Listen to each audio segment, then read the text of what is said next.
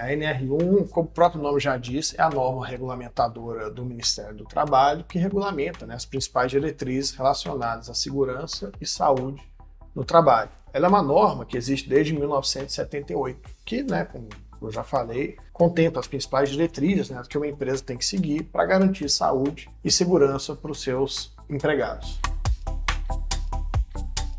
As regulamentações, né, as atualizações pelas quais elas passaram, elas meio que igualam, né, os aspectos ligados à saúde psicossocial a outros aspectos ligados a, por exemplo, a exposição a químicos e a outras substâncias, né, por exemplo, né, e outros riscos de trabalho.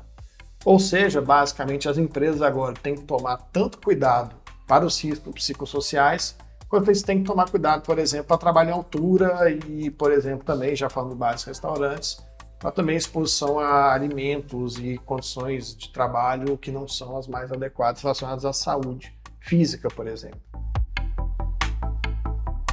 Eu falo que existem dois pontos de atenção importantes. O primeiro está relacionado à burocracia envolvida nessa regulamentação. Então, por exemplo, né, agora todas as empresas do Brasil, não somente bares e restaurantes, têm que atualizar o famoso PGR para contemplar os riscos psicossociais que as empresas colocam os seus funcionários à mercê, né? Então, agora a empresa tem que colocar no PGR dela o que tem ali dentro do ambiente de trabalho que pode trazer riscos psicossociais para o trabalhador. Uma segunda frente importante ligada a essa burocracia é um plano de ação. Então, se você coloca no PGR que você tem algum risco relacionado a burnout, né, por exemplo, você tem que criar um plano de ação para combater o burnout. E, obviamente, colocar esse plano de ação em ação. Você tem que fazer esse plano acontecer. E aí a gente tem uma segunda frente, que é a frente ligada à saúde mesmo do trabalhador, né? Então, se por um lado eu contemplo uma burocracia relevante relacionada a essa questão, uma segunda frente respeito à melhoria, né, da saúde das pessoas. No Brasil, a gente tem no passado quase 500 mil pessoas afastadas do trabalho por questões ligadas à saúde mental. Pessoas afastadas por questões ligadas ao transtorno de estresse, transtorno de depressão, ansiedade, por aí vai, burnout. Então, quando a gente coloca as empresas atentas a esse tipo de assunto, a gente tende a ter uma melhoria da saúde global, né, da população, quando a gente fala de saúde mental. Multa. Então a gente tem multas previstas aqui que partem de aproximadamente 3 mil, podem chegar até 6 mil reais, né, que elas podem aumentar de acordo com reincidências. Então vai doer no bolso do empresário que não se adequar. Os entes federativos, né, que fiscalizam, eles estão prometendo uma fiscalização muito rigorosa com relação a essa atualização do NR. Então é muito importante o empresário estar atento. Vamos dividir isso em dois também. O primeiro é o faça você mesmo, né? O que é importante, cara? Primeiro é você levantar esses riscos, né, psicossociais que você está expondo o seu time. Uma questão importante, né? Por que isso está acontecendo agora, né? Basicamente dois motivos também, né? O primeiro é que o vínculo entre trabalho e adoecimento era muito recente. Então, assim, não se colocava o trabalho como um local de doença, né? Então, por exemplo, né, se eu estou no ambiente de trabalho, eu adoeço e o meu colega não adoece, a culpa é meio que minha, né? Então, de uns tempos para cá, por N pesquisas foram feitas, esse vínculo começou a ficar mais claro entre a doença e o trabalho. Então, para a gente ter um ambiente de trabalho, é muito importante que o empresário tenha ali, né, dentro daquela linha do faça você mesmo, a questão do levantamento dos riscos. Ah, Paulo, como que eu levanto o risco? Converse com o seu time.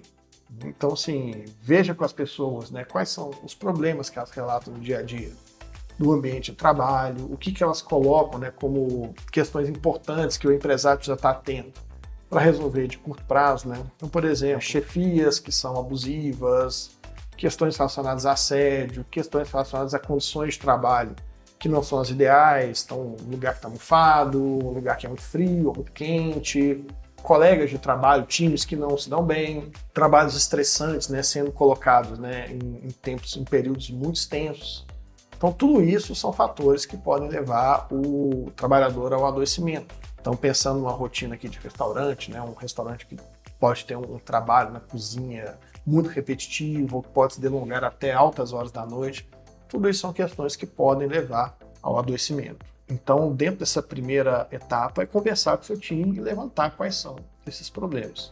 E dentro da lógica do faça você mesmo ainda, desenhar um plano. Um plano pode ser uma coisa simples. Então, pode ser uma rotina de conversas com o seu time, pode ser você quebrar ali, criar mais folgas dentro do trabalho do seu funcionário, pode ser promover uma conversa entre o time uma vez por semana, para que as pessoas possam falar sobre os problemas e de alguma forma resolvê-los, pode ser compra de algum equipamento, criar uma área de descompressão dentro da empresa, tudo isso é um plano de ação que você pode desenhar dentro do seu time, dentro ainda da lógica do faça você mesmo. Fora da lógica do faça você mesmo, você pode contratar empresas que são especializadas nesse tipo de assunto, que vão aplicar questionários, que vão de alguma forma fazer levantamentos mais profundos, que vão te ajudar a entender, por exemplo, por que seus funcionários adoecem tanto, porque tantos eles pedem demissão.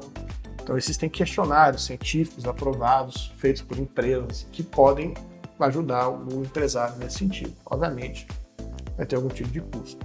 Dentro do que foi encontrado nesses questionários, né, mais bem estruturados, você vai ter também planos de ação que podem ser mais profundos e mais bem detalhados do que você teria fazendo sozinho.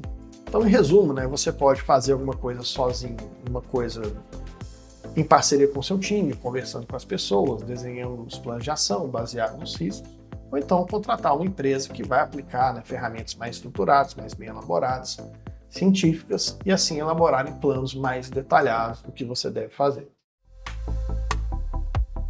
Não, o MEI está dispensado de qualquer regulamentação ligado à atualização da NR1.